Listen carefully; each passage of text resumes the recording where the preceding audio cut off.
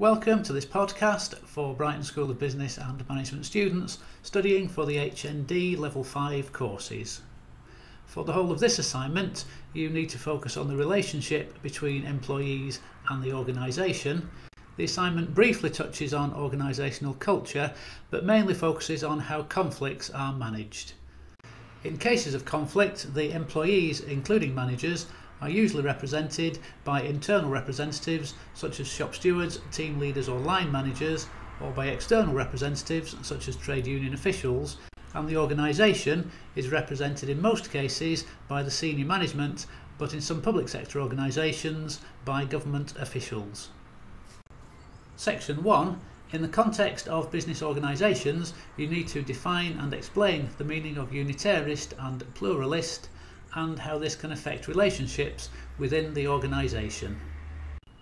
Here you need to focus mostly on changes in the last 2 decades, changes influenced, for example, by the political, technological, social, legal and economic changes in the business environment.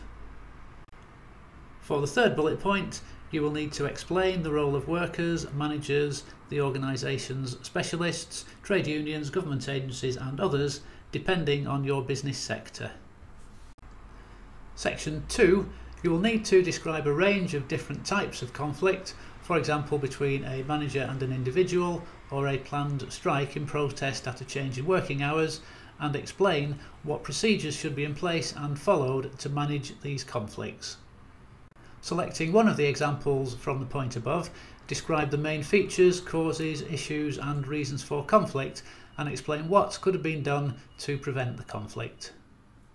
For bullet point 3, select and describe a particular conflict situation, one that has occurred in your own organisation or one that you can research, and evaluate how effectively that conflict was managed, focusing primarily on the organisation's procedures which were in place and were being followed.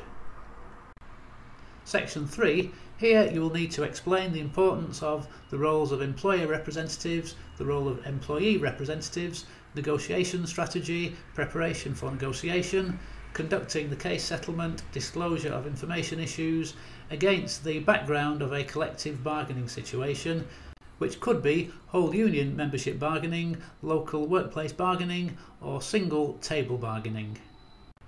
For bullet point 2, select a particular conflict or bargaining situation, one that has taken place in your own organisation or one that you can research, and assess the impact and influence that the negotiation strategy had on the outcome.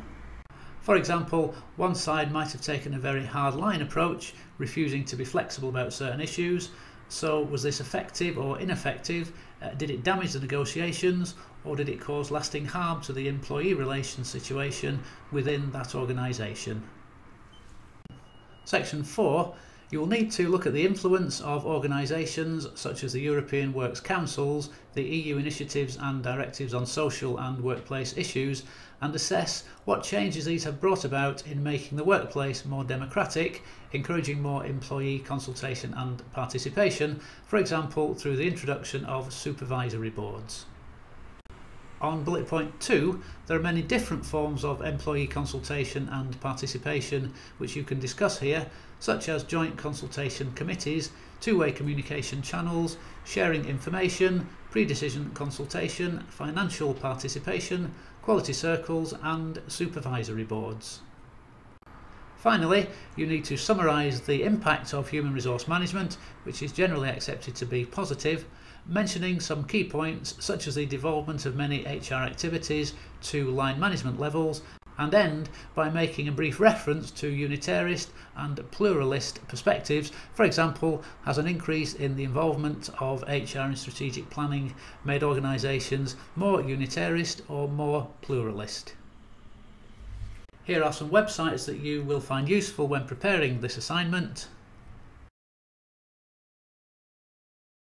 And if you need any further help or guidance with this assignment, please contact your tutor.